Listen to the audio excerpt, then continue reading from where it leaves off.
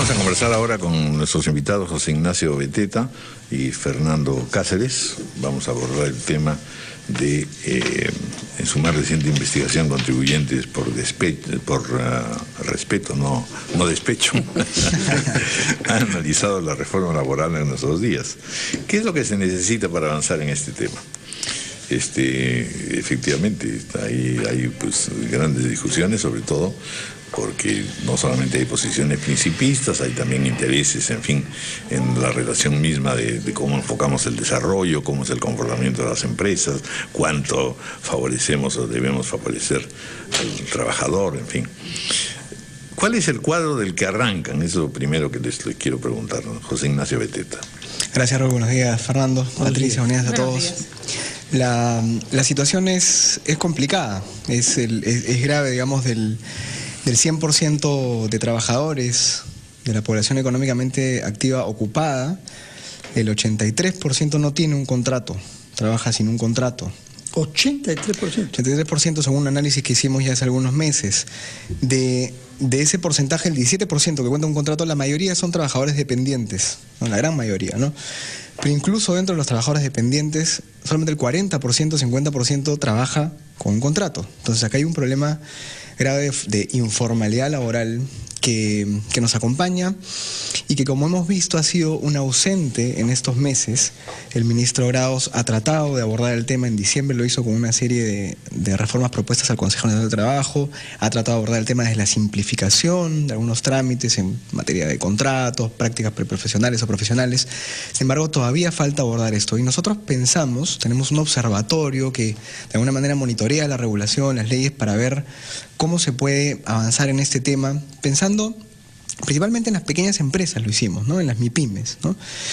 Y creemos que una puerta de entrada es la reforma de la SUNAFIL, ¿sí? La SUNAFIL que nosotros tenemos ha sido una institución que ha atravesado por muchos problemas también. En sus primeros 2 años tuvo 3 jefes.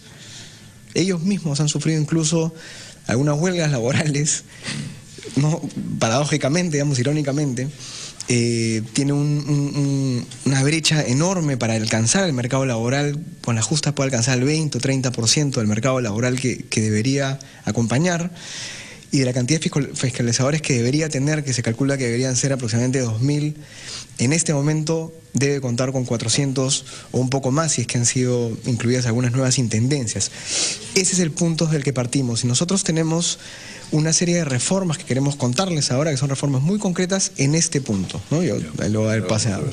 Muy bien. Fernando Cáceres. Don Raúl, Patricia, Fernando, muchas gracias por la invitación. Cuando se crea la SUNAFIL, las multas se multiplican por 10. Y sin embargo no se piensa en términos de cómo generar más formalidad, sino simplemente en cómo sancionar al que incumple. El gran problema con esto es que la SUNAFIL no llega a muchas zonas del país y, digamos, el ABC en cuanto a la aplicación de las normas, en cuanto a la sanción, es si tú no tienes una probabilidad alta de detección, entonces estás hablando básicamente de un saludo a la bandera. Por eso es tan importante que el primer tema, el que el nuevo gobierno aborde y que ha decidido no canalizarlo vía decretos legislativos, sino vía el Consejo Nacional del Trabajo, para lograr ahí ciertos consensos, es el tema de tener criterios para graduar las sanciones en base, por ejemplo, a el tamaño de la empresa, en base al beneficio esperado e incluso generar incentivos para que en la parte previa, antes de que te encuentren, que las mismas empresas, voluntariamente planteen una subsanación de algún tipo de infracción, ¿no? Esto, digamos que en muchos casos funciona como los mecanismos de delación, de colaboración eficaz. Lo vemos hoy en día, por ejemplo, con casos incluso como el de Odebrecht, donde los incentivos han terminado generando que el Estado tenga mucho más información para poder actuar en beneficio del interés público que de otra manera. Esa lógica que pasa simplemente de pasar del sancionar solamente al sancionar sí con razonabilidad, pero además incentivar el hallar más multas o más infracciones, es una de las recomendaciones centrales que nosotros creemos que se debe implementar y que ya lo ha venido haciendo el INDECOPI y el OEFA, y que para SUNAFIL sería una innovación. En segundo lugar, hay un tema que es no generar que esta SUNAFIL se convierta en una nueva SUNAT. Recordemos ustedes que acá hemos hablado sobre el bono de recaudación que luego se eliminó. Y lo que tenemos que hacer es eliminar la probabilidad de que en SUNAFIL se generen corruptelas. ¿Cómo? Si va el inspector a encontrarte, digamos, a buscarte una infracción, y además ese inspector, sin haber escuchado a las partes, es el que recomienda las multas, hay el espacio, y tenemos quejas en los observatorios de MIPES que nos han dicho, donde ellos empiezan a negociar y a decir, oye, mira, si te miro así, entonces esto podría ser así. Es decir, se genera un espacio para la discrecionalidad que hay que reducir. Y eso también lo está haciendo, por ejemplo, el OEFA, donde uno va y detecta, mira, video, mail, esto has hecho, y se lo pasa a otro para que ese otro, que es la intendencia en el caso de SUNAFIL, sea el que diga, esto corresponde a una sanción de tanto. Y la tercera y última recomendación concreta es establecer lo que en Colombia se llaman los acuerdos de formalización laboral, sobre todo pensando en las pymes, que es cómo hago un puente hacia la formalidad, es decir, un plan de formalización donde yo voy y digo, mira, sí, efectivamente, tienes esto, esto y esto. Yo te propongo que en el término de un año tú pases de tener este tipo de incumplimientos a este otro, de tal manera que yo te capacito y tú te comprometes. Una gradualidad, además. Una gradualidad. Esa lógica en Colombia viene funcionando, ya hay, digamos, cientos de decenas de trabajadores formalizados bajo esa lógica, y es un poco también la lógica que nosotros les planteamos aquí hace año y medio, cuando vinimos a hablar de lo que luego se llamó el IGB justo.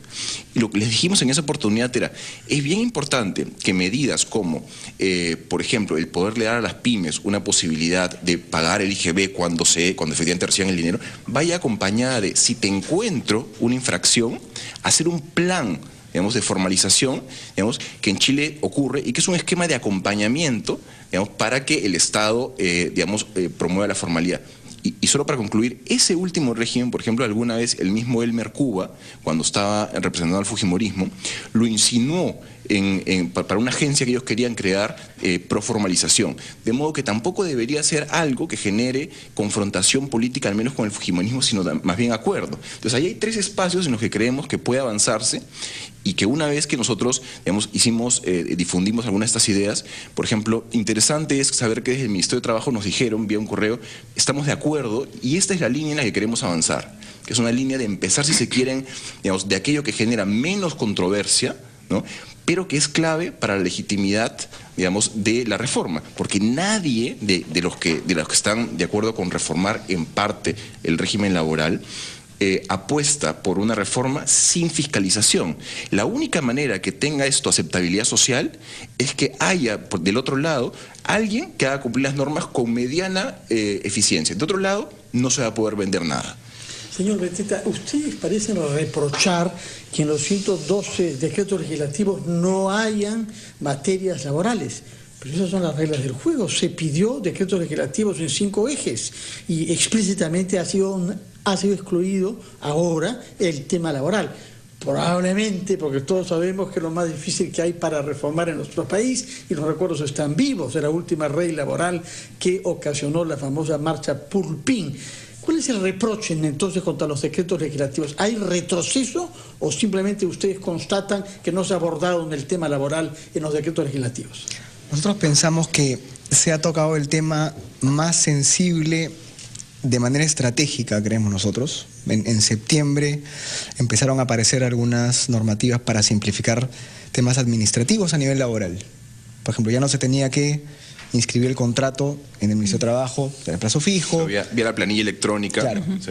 Para extranjeros había unas simplificaciones, prácticas profesionales. Luego, en diciembre, salió otro pequeño paquete de 19 propuestas que hizo el ministro, pero todas han sido poco a poco y en temas que eran simplemente, o sea, principalmente de simplificación. No. Bueno, para nosotros no hay un reproche, pero sí hay ya tenemos que tocar este tema, porque sin este tema no se va a poder avanzar en temas de formalización y competitividad. Fíjense, hay muchas veces una falsa oposición, digamos, entre si pienso en el trabajador o si pienso en la empresa. Para pensar en el trabajador también hay que pensar en la empresa. Y a nosotros nos ha pasado esto sobre todo acompañando a las MIPYMES. Las MIPYMES son personas que tienen empresas, y a veces es la misma persona, es una persona que tiene su propia empresa o tiene 3, 4, 5 trabajadores. Entonces hay que un poco eliminar este sesgo, esta falsa oposición. Cuando pensamos en el trabajador, hay que pensar en cómo hacer que las pequeñas empresas principalmente puedan, digamos, también formalizar a sus trabajadores. Entonces creemos que ahora, en una semana o en algunos días, el ministro Grado se ha comprometido a presentar otro paquete de reformas al Consejo Nacional de Trabajo.